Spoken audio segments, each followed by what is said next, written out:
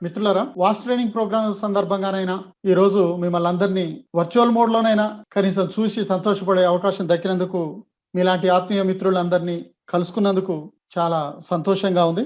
మిత్రులారా, ఇవాళ ప్రపంచ పాలిట ఒక శాపంగా, మానవ జాతి పాలిట శాపమైంది కరోనా వచ్చి మనుషుల మధ్య ఆత్మీయ బంధాల్ని చెడిపేసింది. బంధువుల మధ్య, మిత్రుల మధ్య ఉన్నటువంటి అనేక మంచి సుహృద్భావ వాతావరణాన్ని చెడగొట్టింది.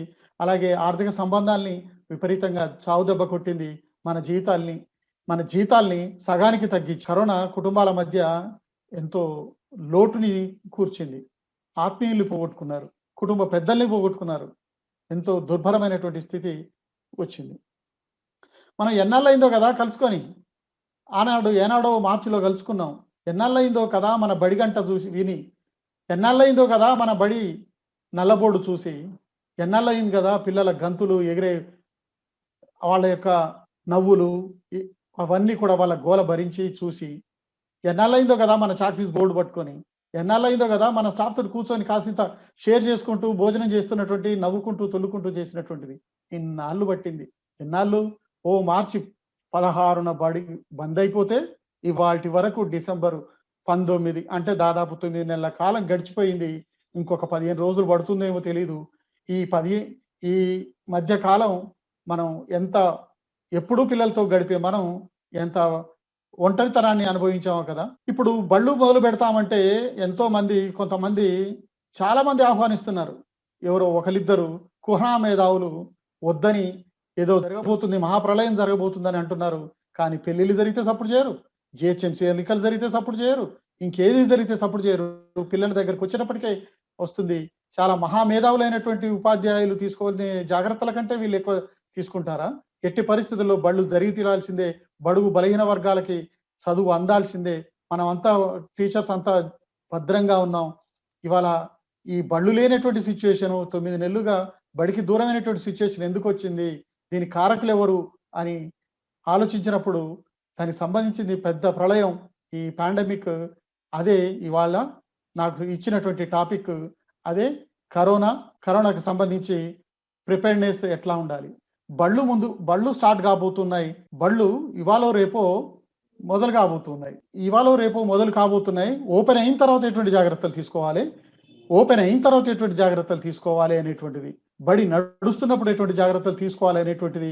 అసలు కోవిడ్ అంటే ఏమిటి? దాని కథ ఏంది? దాని కథ కమామిషి ఏంది? ఈ ప్రపంచాన్ని ఇట్లా వణికించిన ఈ కోవిడ్ అనేటువంటిది ఏమిటో ఈరోజు మనం చూద్దాం. మిత్రులారా, ఇక్కడ కొన్ని స్లైడ్స్ ద్వారా మీకు వివరించే ప్రయత్నం చేస్తాను. కాస్త జాగ్రత్తగా వినండి.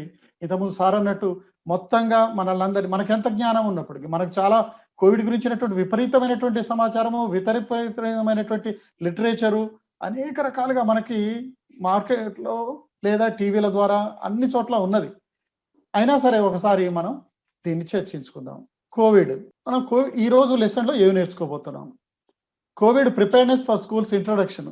అంటే మన బళ్ళు మొదలైన తర్వాత మనం ఎట్లాంటి ప్రిపేర్‌నెస్ ఉండాలి? ఎట్లా మనము కోవిడ్‌కి అనుగుణంగా, కోవిడ్ నియమాలకు అనుగుణంగా మనం పాఠశాలను ఉంచుకోవాలి? దీనికి మనకేమైనా ప్లాన్ ఉన్నదా? ఎట్లాంటి ప్లాన్ అనుసరించబోతున్నాం అనేటువంటిది ఇంట్రొడక్షన్ ఉంటది. అట్లాగే ఇన్ఫెక్షన్ ప్రివెన్షన్ అండ్ కంట్రోల్ గురించినటువంటి, ఒకవేళ ఇన్ఫెక్షన్ వస్తే దాన్ని ఎట్లా ప్రివెంట్ చేసుకోవాలి, ఎట్లా కంట్రోల్ చేసుకోవాలి అనేటువంటిది ఉంటది. అట్లాగే స్కూల్ ఎన్విరాన్మెంట్‌లో ఎట్లాంటి యాక్టివిటీస్ మనం చేపట్టాలి అనేటువంటిది ఉంటది. తర్వాత గైడెన్స్, కోవిడ్ ప్రివెన్షన్ గైడెన్స్ గురించి ఇవాళ మనం నేర్చుకోబోతాం. మిత్రులారా, ఇక చూడండి, ఇక మన టాపిక్‌లోకి వెళ్తే కోవిడ్ గురించి తెలుసుకోవాలి. ఏంటి కోవిడ్? కోవిడ్? కోవిడ్ అనేటువంటిది ప్రతి ఒక్కరి నోట వచ్చింది. కరోనా, కరోనా అని వచ్చింది కానీ కోవిడ్. Corona virus disease. ఇది నవంబర్ 19న వచ్చింది కాబట్టి 2019లో వచ్చింది కాబట్టి దీన్ని కోవిడ్-19 అంటున్నాం. ఇది చైనాలోని వుహాన్ నగరంలో మొట్టమొదట స్టార్ట్ అయింది. ఇది ఎట్లా వచ్చింది? వుహాన్ నగరంలో వచ్చినటువంటి విజువల్స్ మనం అయాల చూస్తే గుట్టలు పుట్టలుగా ఎక్కడి జనాల్ని ఎక్కడ హాస్పిటల్‌లో విపరీతమైనటువంటి మాస్కులు పెట్టుకొని ఇవన్నీ చూస్తూ ఉంటే ఎంత భయమేసిందో. ఒక్కొక్కళ్ళు చూస్తుంటే వణికిపోయాం. 1, 2 కేసులు వచ్చినప్పుడు ఎంత వణికిపోయాం. ఇవాళ ఎట్లా ఉన్న పరిస్థితి ఉన్నా కొంత అవగాహన మేరకు మనం చాలా బయటపడ్డాం. ఈ కరోనా వైరస్ అనేటువంటిది ప్రపంచాన్ని వణికించినటువంటి వైరస్ ఇది 100 సంవత్సరాలకోసారి ఇట్లాంటి పాండమిక్ సిచ్యువేషన్ వస్తూ ఉన్నది. ఈ కోవిడ్ డిసీజ్ అనేటువంటిది కొత్తగా కొత్తగా కనుక్కున్నటువంటి వైరస్ ఇది. కొత్తగా కనుక్కున్నటువంటి వైరస్ ఇది. Novel virus. కరోనా వైరస్‌లు చాలా ఉన్నాయి. కరోనా వైరస్‌లు చాలా ఉన్నాయి. కానీ ఇవాళ మన దగ్గర ఈ వైరస్ అనేది కొత్తగా ఉన్నది. ఇది రూపాల్ని మార్చుకుంటూ వస్తున్నటువంటి వైరస్. ఇది దగ్గర దగ్గర 2 రకాలైనటువంటి రూపాల్లో మనకు ప్రపంచం అంతా తిరిగింది. ఇప్పుడు డిసీజ్ ఎట్లా ఈ కరోనా వైరస్ అనేటువంటిది రెస్పిరేటరీ సిస్టమ్ మీద బాగా దెబ్బతీసేటువంటిది ప్రధానమైనటువంటిది రెస్పిరేటరీ సిస్టమ్ మీద దెబ్బతీస్తది. ముఖ్యంగా ఇక్కడ కరోనా వైరస్ అనేటువంటిది ఎక్కువగా కరోనా వైరస్‌లో చాలా రకాలున్నాయి. చాలా రకాలు. ఒకటి మొదట్లో గబ్బిలాల ద్వారా వస్తుంది బ్యాట్ వైరస్ అనేది చెప్పుకున్నాం. కానీ పాపం దాన్ని అనవసరంగా బలి చేశారు గానీ, నిజానికి ఈ గబ్బిలాల ద్వారా వచ్చేది కాదు ఇది. గబ్బిలాల ద్వారా వచ్చే వైరస్‌లు ఉన్నాయి. కానీ ఇది మనకొచ్చినటువంటి కరోనా మాత్రం అట్లా కాదు. ఇక సార్స్ వైరస్ చూడండి. సార్స్ వైరస్ అంటే severe acute respiratory corona virus. ఇది చాలా ఇది ఒకసారి వచ్చిపోయింది ఇది. అట్లాగే మెర్స్ వైరస్ వచ్చింది.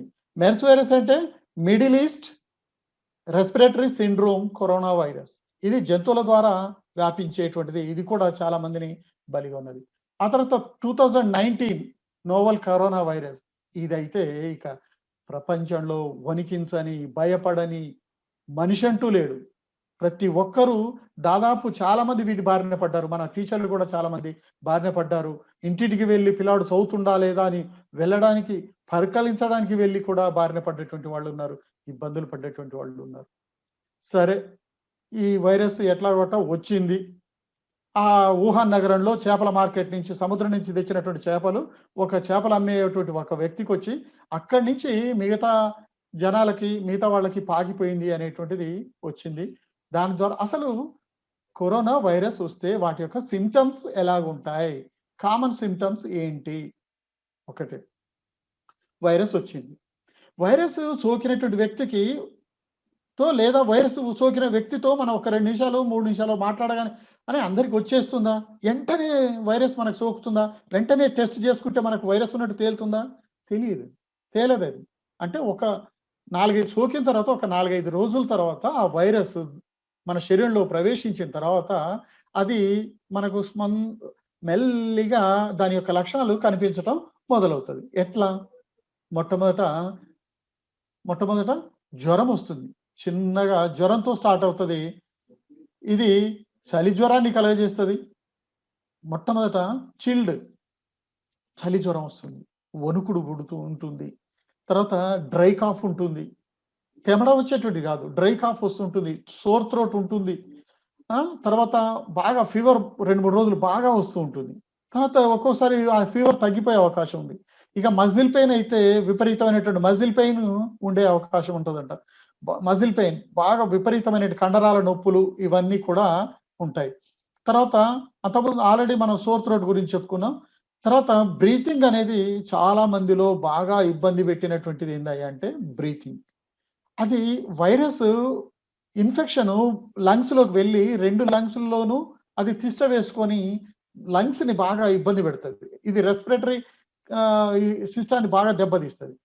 అందుకోసమే బాగా లంగ్స్ ఎట్లా దెబ్బతిన్నాయని చెప్పడానికి ఫస్ట్ మనల్ని చెస్ట్ స్కానింగ్ చేస్తున్నారు. చెస్ట్ స్కానింగ్ చేయటం ద్వారా 2 లంగ్స్‌లో వైరస్ లోడ్ ఎంతున్నది? వైరస్ లోడ్ అనేటువంటిది 1-3 పాయింట్స్ వరకు ఉంటే పర్వాలేదు గానీ 4-25 లోపు అది వచ్చిందనుకో రెస్పిరేటరీ మీద బాగా దెబ్బతీస్తున్నది. దాంతోటి చాలా మంది అనేక రకాలైనటువంటి శ్వాస సంబంధమైన ఇబ్బంది వచ్చింది అంటే అది కొంచెం సివియర్ కిందనే మారిపోయింది. తర్వాత తలనొప్పి కూడా కొంతమందిలో ఈడ ఉన్నటువంటి లక్షణాలన్నీ అందరిలో అన్నీ రావాలన్న రూల్ లేదు. కొంతమందిలో ఏ రకమైనటువంటి సింప్టమ్స్ లేకుండానే ఆ వ్యాధి ప్రబలింది. కొంతమందిలో సింప్టమ్స్ ఉన్నాయి. కొంతమందికి టేస్ట్ పోయింది. ఏం తింటున్నారో, అసలు ఏం వాసన వస్తున్నదో, ఎంత మంచి పూల వాసన చూసినా వాసన రాదు. ఇంట్లో ఎంత మంచి పిండి వంటలు చేసినా ఆ వాసన రాదు. అవి తింటే టేస్ట్ తెలీదు. ఈ టేస్ట్ కూడా పోయింది. సెన్స్ పోయింది. టేస్ట్ స్మెల్ సెన్స్ పోయింది. టేస్ట్ సెన్స్ పోయింది. ఇది దగ్గర దగ్గర 15 నుంచి నెల 15 రోజుల వరకు ఈ టేస్ట్ రికవరీ కావటానికి టైం పట్టినటువంటి సందర్భాలున్నాయి. ఈ ఈ సింప్టమ్స్ కనపడగానే మనం చాలామంది మొదట్లోనైతే చాలా కంగారు పడిపోయారు. అసలు కరోనా వైరస్ వచ్చిన వ్యక్తిని నిజంగా చెప్పాలంటే ఎంత దారుణమైనటువంటి విషయం అంటే, ఆ కరోనా వైరస్ వచ్చినటువంటి వ్యక్తుల్ని ఒక అంటరాని వాడిగా, ఒక మరీ నీచులుగా ఎట్లా అంటే అంత భయంగా చూసారు. ఒక్కొక్కళ్ళని చూస్తుంటే కరోనా వచ్చిందట వాడిని దూరంగా ఉండాలి, వాడిని వెలివేసినటువంటి సందర్భాలు, వాళ్ళ శవాన్ని తీసుకుపోయి గుట్టల్లో కాల్చేసినటువంటి అవమానకరమైనటువంటి రీతిలో చూసినటువంటి సందర్భాలున్నాయి. ఇవాళ అటువంటి సందర్భాలు లేవు. అవగాహన పెరుగుతున్న కొద్దీ ఇటువంటి సిట్యుయేషన్స్ వస్తది. ఈ కరోనా వచ్చినటువంటి వ్యక్తిని మనిషిగా చూడండి. అదొక రకమైన జబ్బు. తాను కోరి తెచ్చుకున్నది కాదు కదా! తను చేసినది ఏవి తప్పుడు విధానాల వల్ల అదొచ్చింది కాదు గదా! మనటువంటి అటువంటి యాటిట్యూడ్, అటువంటి వైఖరి మనలో మారాల్సిన అవసరం ఉన్నది. కాబట్టి కరోనా ఇక ఈ సివియారిటీ ఎట్లా ఉంటది అనేది మనం జూసినప్పుడు, ఇప్పుడు మన పేపర్‌లో నిత్యం జూస్తున్నాం. 94%, 95% of the covid patients are recover అవుతున్నారు. వాళ్ళు చాలామంది ఆ సివియారిటీ నుంచి కోలుకుంటున్నారు. అంటే దాదాపు మామూలుగా వచ్చేటువంటి సీజనల్‌గా వచ్చేటువంటి ఫ్లూలు గావచ్చు, అట్లాంటి దానిగానే ఇప్పుడు మారిపోతున్నది. దాని యొక్క మ్యుటేషన్స్ మారుతూ ఉండటం మూలంగా గూడా దాని సివియారిటీ తగ్గిపోతున్నది. దగ్గర దగ్గర ఇక్కడ చూడండి 80% ఆఫ్ ద పేషెంట్స్ చాలామంది ఇండ్లలోనే ఉండి, హోమ్ ఐసోలేషన్‌లోనే ఉండి రికవరీ అవుతున్నారు. So, no need to worry. ఒకవేళ ఇఫ్ ఇట్ అటాక్స్ మనకి ఏమీ వర్రీ కావాల్సిన అవసరం లేదు. అది కొన్ని చిన్న చిన్న జాగ్రత్తలు తీసుకోవటం మూలంగా అది చాలామంది రికవరీ అవుతున్నారు. Only 14% of the patients are వాళ్ళు ఎక్కడికి కొంచెం సివియర్ అయిపోయి ఆక్సిజన్ పెట్టాల్సినటువంటి పరిస్థితి. ఆక్సిజన్ సిలిండర్‌లు వాడాల్సినటువంటి పరిస్థితి ఉన్నది. ఇంకా only 6% that two more than 50 years ఉన్నటువంటి వాళ్ళలో మాత్రమే ఈ క్రిటికల్ కేర్ యూనిట్‌లోకి తీసుకొని వెళ్ళాల్సి వస్తున్నది. వాళ్ళు ఇక వెంటిలేటర్ మీదకి వెళ్ళాల్సినటువంటి కండిషన్స్ ఉన్నాయి. వీటిల్లో కూడా డెత్ రేట్ అనేటువంటిది పాయింట్లలోకి మారిపోయింది. 0.12, 0.5 లేదా మాక్సిమం 1%కి డెత్ రేటు, మోర్టాలిటీ రేటు ఉన్నది. కాబట్టి దీన్ని భయపడాల్సినటువంటి అవసరం లేదు. ఇది ఇప్పటివరకు ఉన్నటువంటి సివియారిటీ. దీన్ని ఇప్పుడు ఇక మనకు వ్యాక్సినేషన్ వస్తున్నది కాబట్టి ఇంకా దాని గురించి భయపడాల్సిన అవసరం లేదు. వ్యాక్సిన్ ఇవాళో రేపో లేదా సంక్రాంతి వరకల్లాను ఎట్టి పరిస్థితుల్లో వ్యాక్సినేషన్ వస్తది.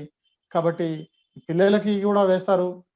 ముందుండేటువంటి టీచర్లకు గూడా ఇది అందుతుంది కాబట్టి చాలా మందికి, ఎక్కువ మందికి ఇది అందుతుంది కాబట్టి భయపడాల్సిన అవసరం లేదు. ఇంకొకటి హెర్డ్ ఇమ్యూనిటీ గనక వస్తే ఏ వ్యాక్సిన్ అవసరం లేదు, ఏం లేదు. అంటే వచ్చిపోవటం మూలంగా మనుషుల్లో అది ఇమ్యూనిటీ పవర్ పెరుగుతది. సో, అది కరోనా వైరస్ వచ్చినా కూడా ఏం కానటువంటి స్థితి ఉంటది. ఇక ఇక్కడ చూడండి.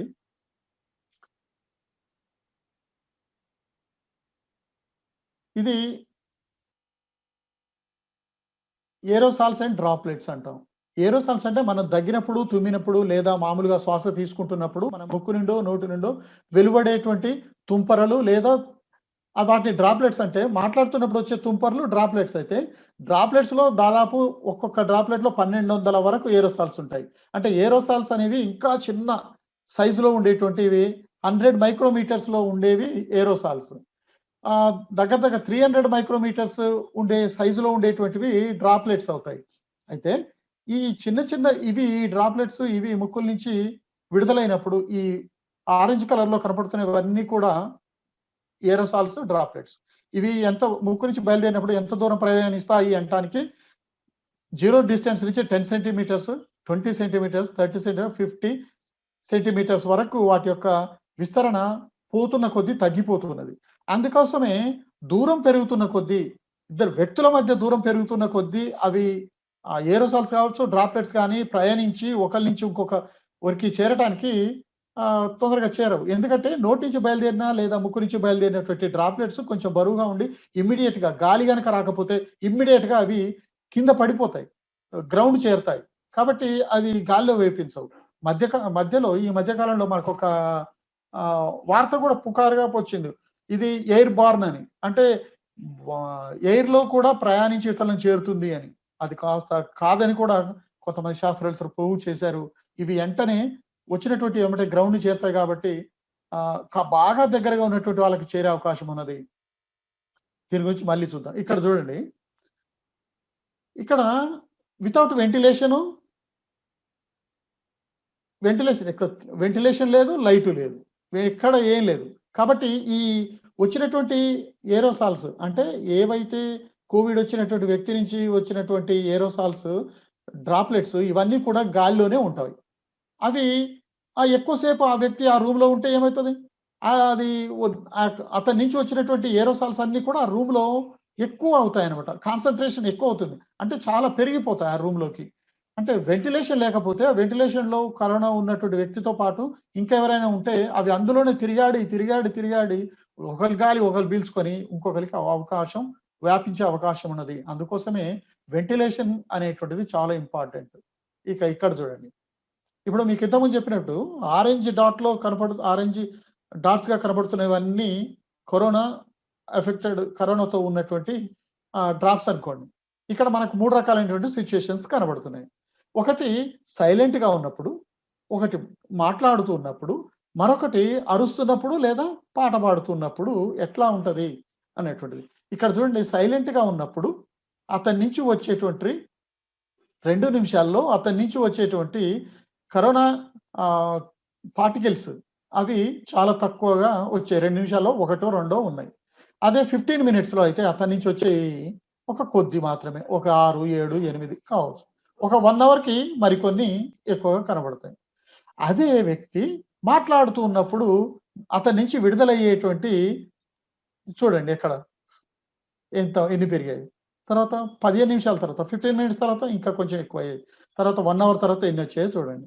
ఈ పరిస్థితుల్లో ఇతనితో పాటు గడిపితే ఈ పార్టికల్స్‌లో ఏవో కొన్ని మనల్ని చేరే అవకాశం ఉంటది. వితౌట్ మనం ఏ రకమైనటువంటి ప్రివెంటివ్ మెజర్స్ తీసుకోనప్పుడు నేను చెప్తున్నది. ఇక్కడ అరుస్తున్నాడు లేదా పాట పాడుతున్నాడు. ఇప్పుడు మాట్లాడిన దానికంటే లేదా సైలెంట్‌గా ఉన్నదానికంటే ఒక 10 టైమ్స్ ఇంకెక్కువగా వస్తాయి. కొంతమంది మాట్లాడుతుంటే వర్షం కురుస్తూ ఉంటుంది చూడండి. వర్షం కురుస్తుంది. అంటే తుంపర్లు ఎక్కువగా నోటి నుంచి జాలువారుతా ఉంటాయి. బాగా బయటకొస్తూ ఉంటుంది. ఇవి 2 మినిట్స్‌లో పాట పాడేవాళ్ళు గాని, అరిచేవాళ్ళు గాని దగ్గరగా ఉన్నప్పుడు ఇట్లా. తర్వాత 15 నిమిషాలు ఇంకా ఎక్కువగా ఉంటుంది. 1 అవర్‌లో చూడండి ఎన్నొచ్చాయో. ఇంత, ఇంత ఉంటుంది. కాబట్టి మనం ఇటువంటి అప్పుడు చాలా జాగ్రత్తలు తీసుకోవాలి. అంటే కామ్‌గా ఉండటం అనేటువంటినప్పుడు చాలా తక్కువగా రిలీజ్ అవుతాయి. ఇక కీ బిహేవియర్స్, ప్రివెంటివ్ మెజర్స్ ఏం తీసుకోవాలి? సరే, రాకుండా ఏం చేసుకోవాలి? అనేటువంటి జాగ్రత్తల గురించి ఇప్పుడు ఒక్కొక్కటిగా నేర్చుకుందాం. హ్యాండ్ హైజీన్, చేతుల యొక్క పరిశుభ్రత. చేతుల పరిశుభ్రత అనేటువంటి దాంట్లో మన చేతులు శుభ్రం చేసుకునే విషయంలో 2 రకాలుగా మనం శుభ్రం చేసుకుంటున్నాం. ఒకటి సోప్‌తో శుభ్రం చేసుకుంటున్నాం. శానిటైజర్‌లు వాడుతున్నాం. ఏవి మంచివి, ఏవి చెడ్డవనేది ఒక్కొక్కటిగా చూద్దాం అసలు. ఫస్ట్ హ్యాండ్ శానిటైజేషన్ అంటే ఇక్కడ మిత్రులారా, మనం చాలా సార్లు ఏదో పని మీద బయట ఎక్కడో చోట చాలా మందిని కలవాల్సొస్తుంది. బయటికి పోవాల్సొస్తున్నది. ఎక్కడెక్కడో మన చేతులు తోటే పనులు చేస్తాం కాబట్టి ఎక్కడెక్కడో చేతులు పెడతాం, ఏమో చేస్తాం. ఇక్కడ మనం ఒక ఇంటికి వెళ్ళినప్పుడు లేదా ఒక ఏవైనా గూడ్స్ కొనుక్కొచ్చుకోవడానికి లేదా ఏవైనా వస్తువులు కొనుక్కొచ్చుకోవడానికి కిరాణా షాప్‌కో లేకపోతే ఇంకెక్కడికో పోయినప్పుడు, లిఫ్ట్‌లో వెళ్తున్నప్పుడు, బస్ ఎక్కుతున్నప్పుడు, బండి నడుపుతున్నప్పుడు ఎక్కడెక్కడో మనం చేతులు పెడతాం. ఎక్కడ చేతులు పెట్టినా అక్కడ ఏదుందో చాలా డస్ట్ ఉంటది. ఈ కరోనా వైరస్ సంబంధించిన వైరస్ ఉండే అవకాశం ఉన్నది. ఇదొక్కటే కాదు. చేతులనేటువంటివి అనేక వేల, వేల బాక్టీరియాలు, వైరస్‌లు చేతికి అంటుకొని ఉంటాయి. చేతులనేటువంటివి చేతులనేటువంటివి అనేక రోగాలను తీసుకొచ్చే అవయవాలు. మనిషికి రోగాలు ఏవయ్యా తీసుకొచ్చాయంటే చేతులే. సహాయం చేసేవి చేతులే గానీ, రోగాలు తీసుకొచ్చేవి కూడా చేతులే. అనేక రకాలైనటువంటి డస్ట్ పార్టికల్స్ ఉంటాయి. అన్నీ అయ్యే ముట్టుకుంటాం కాబట్టి, అదేమో చేత్తో ముట్టుకుంటాం, వాటర్ తాగుతాం, దాంతోటి తింటాం కాబట్టి చెయ్యి అనేది చాలా డేంజరస్. చేతుల్ని చాలా శుభ్రంగా ఉంచుకోవాలి. మనకొక పిచ్చిలాగా మారాలట. చేతులు కడుక్కోవటం అనేటువంటిది ఒక పిచ్చి. కుర్చీ ముట్టుకున్నాం, ఎమ్మటే వెళ్లి కడుక్కోవటం. కంప్యూటర్ కీబోర్డ్ ముట్టుకున్నాం, వెంటనే మళ్ళా వాటర్ తాగేటప్పుడు ఎప్పుడో చేతులు కడుక్కోవడం. ఫ్రీక్వెంట్‌గా ఎక్కువగా చేతులు కడుక్కుంటూ ఉండాలి. కడుక్కున్న ప్రతిసారి ఉత్త నీళ్ళతో కడుక్కోకూడదు. ఎందుకనేది మళ్ళీ చెప్తా. సబ్బే ఎందుకు వాడాలి అనేది కూడా చెప్తాను. చేతులు కడుక్కునేటప్పుడు సబ్బును వాడటం అనేటువంటిది చాలా ఇంపార్టెంట్. సబ్బును వాడాలి. సబ్బును వాడేటప్పుడు ఒక 40 సెకండ్ల పాటు చేతుల్ని శుభ్రంగా వేళ్ళ మధ్య, అరిచేతులు ఇవన్నీ కడుక్కోవాలి. ఎందుకు? ఎట్లా కడుక్కోవాలి అనేటువంటిది కూడా సీక్వెన్స్‌గా వస్తాను. మొదలు చేతులను శుభ్రంగా ఉంచుకోవటం అనేది ప్రాథమిక అంశము. ఎందుకంటే చేతుల ద్వారానే మన ముక్కులోనో, కంట్లోనో, చెవుల్లోనో పెట్టుకుంటాం. అయితే మన ఒక గంటకి ఒక వ్యక్తి కనీసం ఒక 25 సార్లు మొఖం మీదకి చేతులు వెళ్తాయట. మనకు తెలిసో తెలవకుండానో మొఖం మీదకి, చేతులు శరీరం మీదకి ఎక్కడో ఒక చోట చేతులు వెళ్తాయి. అవి కాబట్టి 25 సార్లు వెళ్తాయి కాబట్టి చేతుల్ని శుభ్రంగా ఉంచుకోవాలి. నోరు ద్వారా, ముక్కు ద్వారా అవి ప్రవేశిస్తాయి కాబట్టి కంటి ద్వారా మన కళ్ళు నలుచుకోవటం, ముక్కు చీదటం ఇవన్నీ అనుకోకుండానే జరుగుతాయి కాబట్టి చేతులు ప్రధానంగా ఈ వైరస్‌ని తీసుకొచ్చేటువంటి ప్రధాన అవరోధం. కాబట్టి చేతులు శుభ్రంగా ఉంచుకోవటం అనేది వెరీ ఎసెన్షియల్. తర్వాత రెస్పిరేటరీ హైజీన్. ఇక్కడ చూడండి మనకు సహజంగానే ఆహ్, మో చాలా మందికి అలెర్జీస్ ఉంటాయి. తుమ్మే అలవాట్లు కొన్ని ఉంటాయి.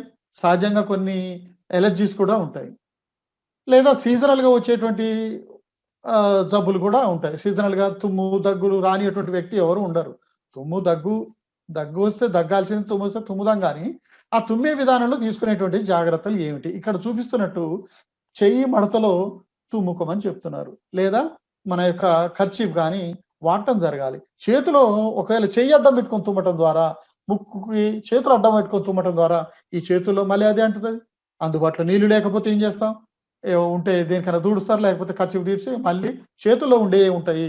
ఉత్తగా గుడ్డలు పెట్టి తుడిచినంత మాత్రాన చేతుల్లో అంటుకున్నటువంటి ఆహ్, అది వైరస్ కావచ్చు, ఫంగీ ఏదైనా కావచ్చు అది పోదు. కాబట్టి మళ్ళీ ఎక్కడో మళ్ళీ ముట్టుకుంటాం. కాబట్టి ఇట్లా అనటం ద్వారా కాస్త ఉంటుంది. ఇంకొకటి బయటికెళ్ళిన ప్రతిసారి ఇటువంటి ఏదైనా సిట్యుయేషన్‌కి వెళ్ళేటప్పుడు చెప్తున్నది ఏంటంటే ఫుల్ స్లీవ్స్ ఉండటం మంచిది అని. ఇక అందరు ఫుల్ స్లీవ్సేనా అంటే బెస్ట్ పద్ధతి చెప్తూ ఉన్నారు. ఇది అట్లా అడ్డం పెట్టుకొని తుమ్మాలి మన పిక్చర్‌లో చూపించినట్టు. ఇంకొకటి ఇంతకుముందు చెప్పినట్టు కాఫ్, స్నీజ్ అనేటువంటిది మర్యాదకైన ఊరికే గాలిలో తుమ్మటం కాదు.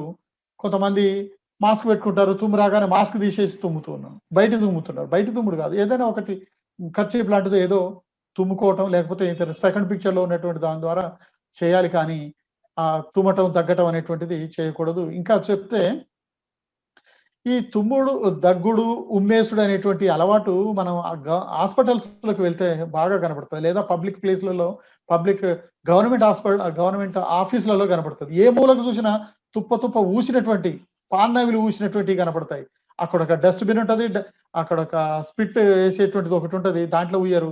ఎక్కడ కనపడితే అక్కడ ఉమ్మేయటం అదంతా గోడలకి రంగులేస్తారు. ఎర్ర రంగులు మొత్తం రంగులు చల్లుతారు ఈళ్ళు. ఈ రంగులు చల్లే ఆలోచన నుంచి మనం రావాలి. మళ్ళీ సాయంత్రం బిహేవియర్ చేంజ్ గురించి మాట్లాడుకునేటప్పుడు దాని గురించి మాట్లాడదాం.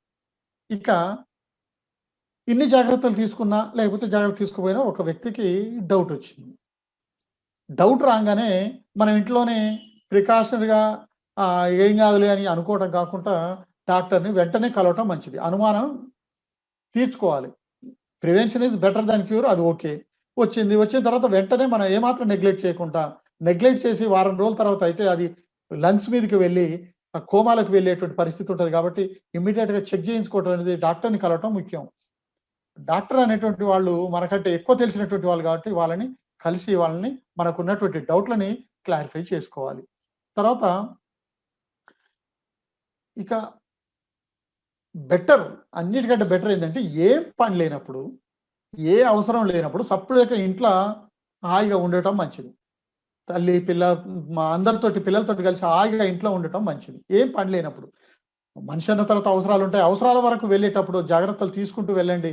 అవసరం లేనప్పుడు ఇంట్లోనే ఉండమని, అనవసరమైనటువంటి బయట తిరిగి అనవసరమైన జబ్బులు తెచ్చుకోవద్దనేది ఒకటి. మరొకటి ఇక్కడ సోషల్ డిస్టాన్సింగ్. నిజానికి ఈ పదమే పెద్ద తప్పండి. సోషల్ డిస్టెన్స్ గాదు. సోషల్ డిస్టెన్స్ గాదు ఇది. Physical distance. భౌతిక దూరాన్ని పాటించాలి. డబ్ల్యూహెచ్ఓ కూడా ఫిజికల్ డిస్టెన్స్ అనే పదాన్నే వాడింది. కాకపోతే ఈ సోషల్ డిస్టాన్సింగ్ అనేది బాగా ప్రచారంలోకి వచ్చింది కాబట్టి సోషల్ డిస్టెన్స్ అంటున్నారు. ఫిజికల్ డిస్టెన్స్‌గా అనటం మంచిది. సోషల్ డిస్టెన్స్ అంటే ఇంకా అదొక విపరీత అర్థానికి వస్తది. కాబట్టి ఫిజికల్ డిస్టెన్స్ కనీసం 6 ఫీట్ల దూరము ఉండాలి. ఒక్కొక్కరికి మధ్య దూరం ఉండాలి. దూరం పెరుగుతున్న కొద్దీ ఆ మనిషి నుంచి వచ్చేటువంటి పార్టికల్స్ వాళ్ళని చేరవు. కాబట్టి ఇటువంటి డిస్టెన్స్‌ని మనం మెయింటైన్ చేయాలి. ఇక్కడ కీ బిహేవియర్స్ ఇక్కడ మీకొక చిన్న వీడియో చూపిస్తాను చూడండి.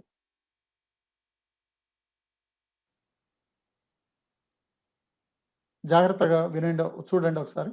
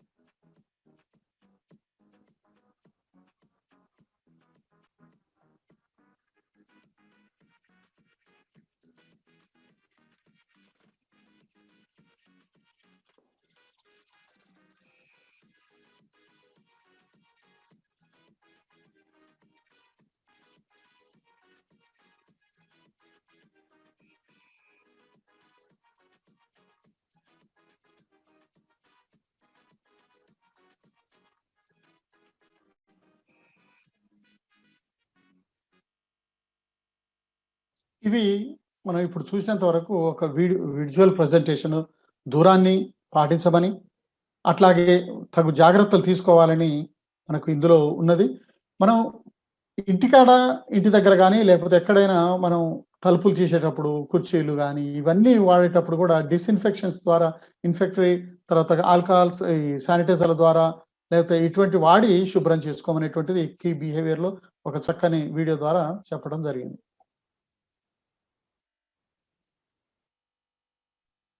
నెక్స్ట్ ఇక్కడ హ్యాండ్ వాషింగ్ గురించి చెప్పుకుంటున్నాం. హ్యాండ్ వాషింగ్ అనేది ఒక 10 సంవత్సరాల క్రితమే 10, 15 సంవత్సరాల క్రితం హ్యాండ్ వాషింగ్ కార్యక్రమం మొదలైంది. అప్పుడు కూడా చేతులు ఎలా శుభ్రం చేసుకోవాలో కొన్ని ట్రైనింగ్‌లు ఇచ్చాం. ఈ సోపు హ్యాండ్ వాషింగ్‌లో సోప్ అనేటువంటిది ఎందుకు ఇంత ప్రాముఖ్యతని చోటు చేసుకుంది? అసలు ఏ శాస్త్రవేత్తలకు అందని, మందుకు అందని, ఏ రకమైనటువంటి వ్యాక్సిన్ తయారు చేయడానికి అందనేటువంటి ఒక వైరస్ వచ్చింది కదా! ఈ వైరస్ ఇంత పెద్ద భయాన్ని పుట్టించినటువంటి వైరస్ ఉత్త సోప్‌తోటి కడుక్కుంటే పోద్దా? వాడు ఈ ట్రంప్ అన్నట్టు చేతులు శానిటైజర్‌తో కడుక్కుంటే అయిపోయేదానికి ఏదో ఆయన వల్గర్ మాట్లాడాడు. అట్లా నిజంగానే ఈ సబ్బు ద్వారా వైరస్ చచ్చిపోతుందా? యెస్. సోప్ అనేటువంటిది ఇంటర్నల్‌గా తీసుకునేది కాదు, శానిటైజర్ తీసుకునేవి కావు గానీ, చేతులకు అంటినా లేదు వీటిని నుంచి చాలా దూరం చేసే అవకాశం ఉంటది. సోపు శానిటైజర్ కంటే చాలా చాలా బెస్ట్. సోప్ అనేటువంటిది అత్యుత్తమమైనటువంటిది. శానిటైజర్‌లు కన్నా సోప్ చాలా ఉత్తమమైనటువంటిది. వాటరు, సోపు మనకు అందుబాటులో లేనప్పుడు మాత్రమే శానిటైజర్ వాడాలి. అది శానిటైజర్ అనేది ఆల్కహాల్ బేస్డ్ కెమికల్. సో, మనకు సోపు, వాటర్ అందుబాటులో లేనప్పుడు మాత్రమే దాన్ని వాడాలి. ఇంతకీ అయ్యా బానే ఉంది గానీ, సోప్ అనేటువంటిది వైరస్‌ని ఎట్లా నిర్మూలిస్తది అన్నప్పుడు, ఇక్కడ చూడండి సోప్‌లో ఇక్కడ మనకు పిక్చర్స్‌లో కూడా చూపిచ్చాడు. మనకుండేటువంటి ఈ కరోనా వైరస్ ఏం చేస్తదట? కరోనా సోపులో 2 రకాలైనటువంటి మాలిక్యూల్స్ ఉంటాయి. ఒకటి non polar molecule, polar, non polar ఉంటది మాలిక్యూల్‌లో. ఈ సబ్బు ఎప్పుడైతే మనం చేతిలోకి తీసుకున్నామో, ఆ సబ్బుకి ఆ వైరస్ అంటుకొని, మనం బాగా 40 సెకండ్స్ గనుక రబ్ చేసినప్పుడు, ఈ వైరస్ యొక్క పై ఔటర్ లేయరు లిపిడ్ తోటి తయారైనటువంటిది కాబట్టి. అది ఆ పై పొర కొవ్వు, లిపిడ్‌తో తయారైంది కాబట్టి, ఆ కొవ్వు ఆ పొర పగిలిపోతది. బాగా రబ్ చేసినప్పుడు బ్రేక్ అయిపోతది. పగిలిపోతది. ఇక్కడ చూడండి ఇట్లా పగిలిపోతది. పగిలిపోయిన తర్వాత మిగిలిన లోపట ఉన్నటువంటిది వాటర్ తోటి కడిగేస్తే పోతది. మొట్టమొదలు ఔటర్ లేయర్ పగిలిపోవాలంటే సబ్బుని 40 సెకండ్ల పాటు రబ్ చేసుకోవాలి. మళ్ళీ ఏదో సబ్బు పెట్టినామంటే 5, 10 సెకండ్లతోటి కడుక్కోవటం ద్వారా గాదు. దాన్ని బాగా రబ్ చేయటం ద్వారా వైరస్ యొక్క పైన ఉండేటువంటి పొర పగిలిపోతుంది. దాంతోటి దాన్ని తగ్గించవచ్చు. ఇక హ్యాండ్ వాషింగ్ చేతుల్లో ఉండేటువంటి జెర్మ్స్‌ని తొలగించేస్తది. అంటే ఇంతకుముందు ఒక పిచ్చిలాగా మారాలన్నాం గదా! రోజుకి కనీసం ఇక్కడ చూడండి. చెప్తున్నదేంటంటే 20 సార్లు కడుక్కోవాలి చేతులు. కనీసంగా ఒక 20 సార్లు కడగాలి. కడిగినప్పుడల్లా 40 సెకండ్ల పాటు కడుక్కోవాలి. ఒకటే గుర్తుపెట్టుకోండి. నేను ఫలానాది ముట్టుకున్నాను. స్కూల్‌లో డైనింగ్ టేబుల్ దగ్గర ఏదో చేతులు పెట్టి మాట్లాడాము. అన్న తర్వాత వెంటనే వెళ్లి మనం చేతులు కడుక్కోవాలి. ఎవరో మన స్కూల్‌కి స్వీట్ తేవటమో, లేకపోతే పిల్లలు స్వీట్ ఏదో తెచ్చిరనుకోండి. మనం ఎక్కడో ఇక్కడో చేతులు పట్టుకొని ఉంటాం. డస్టర్ బోర్డు చెప్పినప్పుడు పౌడరో అదో ఇదో ఉంటది. దాన్ని శుభ్రంగా సబ్బుతో కడుక్కోవాలి. సబ్బుతోటి కడుక్కోవడం అనేది ఇంపార్టెంట్. నెక్స్ట్ ఇక్కడ ఒక చిన్న మరొక వీడియో ఉంటది. దీన్ని చూద్దాం. చేతులు ఈ సోప్ అనేటువంటిది వైరస్‌ని ఎట్లా చేస్తది అనేది.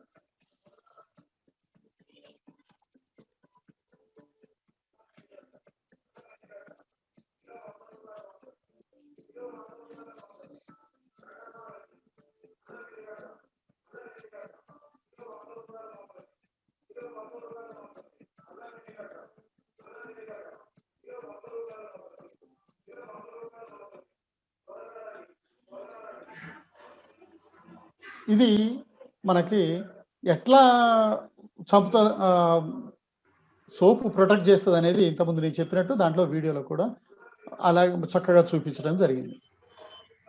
ఇక హ్యాండ్ శానిటైజర్స్.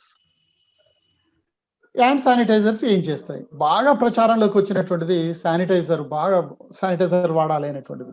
మార్కెట్‌లో కూడా విపరీతమైనటువంటి రకరకాల శానిటైజర్లు, రకరకాల ఫ్లేవర్స్‌లో వచ్చినటువంటి రకరకాలుగా శానిటైజర్లు వచ్చినాయి.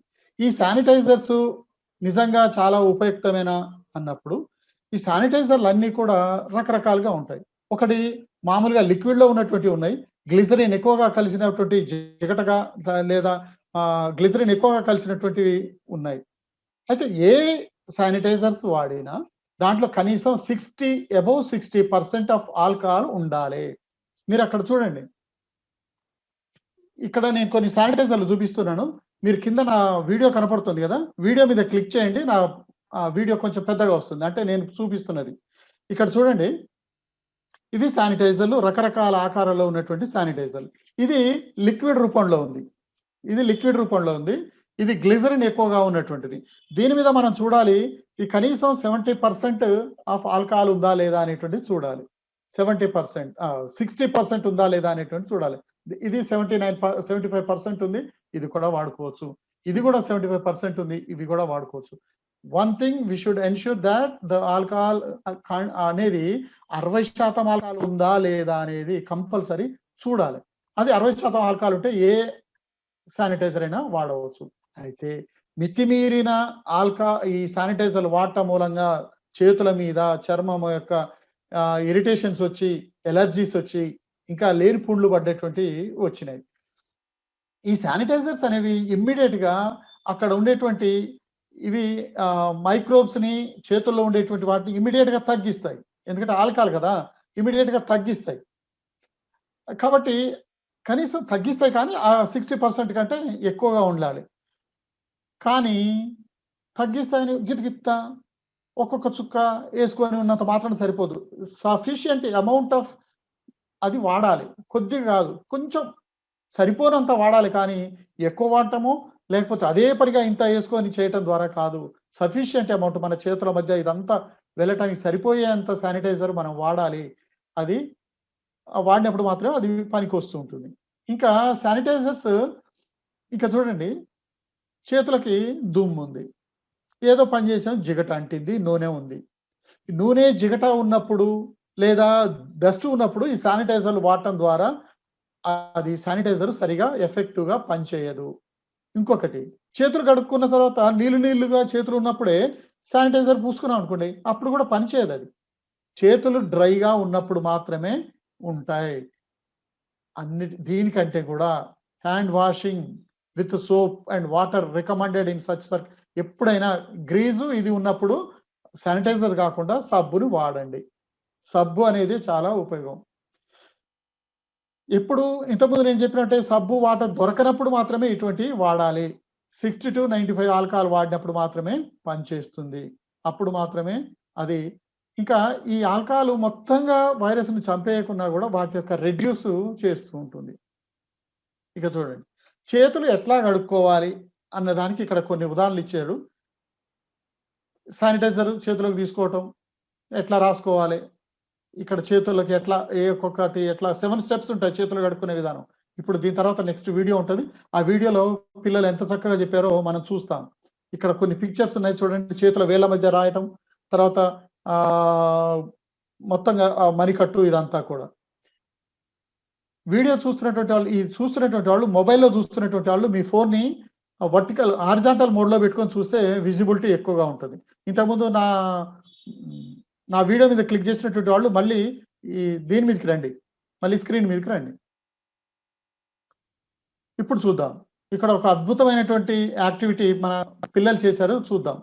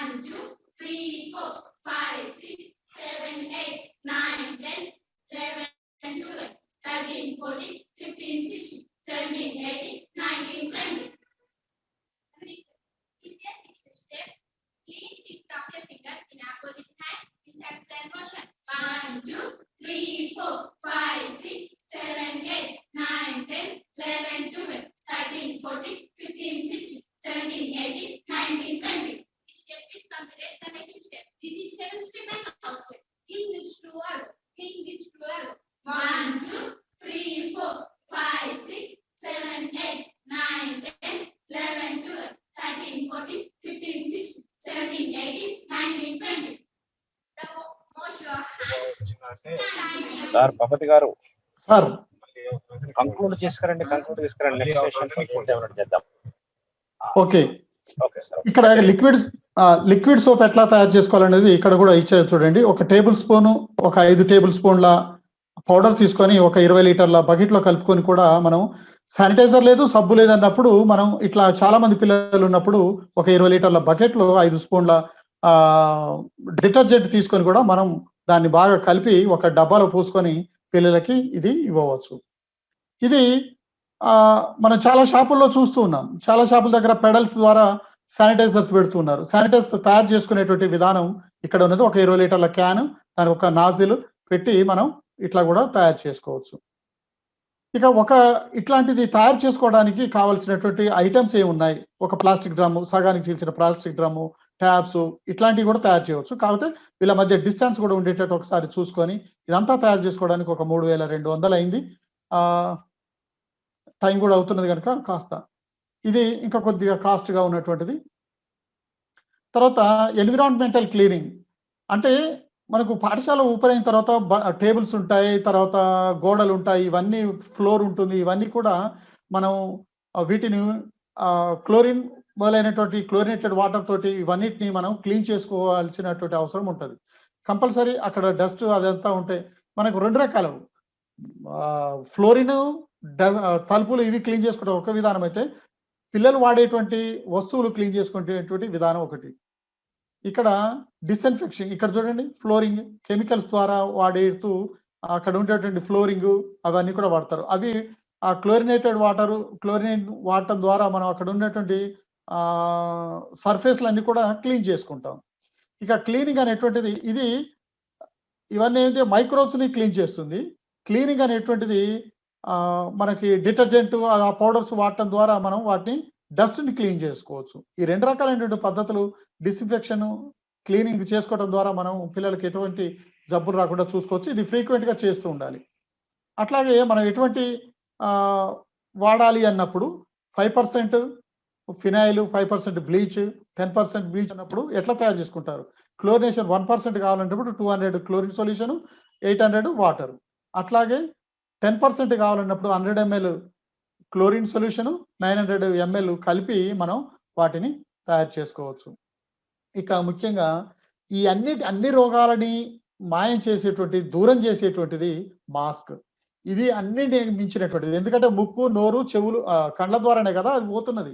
కాబట్టి వీటిని పోయేటువంటివి దూరం చేసేటువంటివి ఎక్కువగా ప్రికాషన్గా పనికొచ్చేటువంటి మాస్కులు.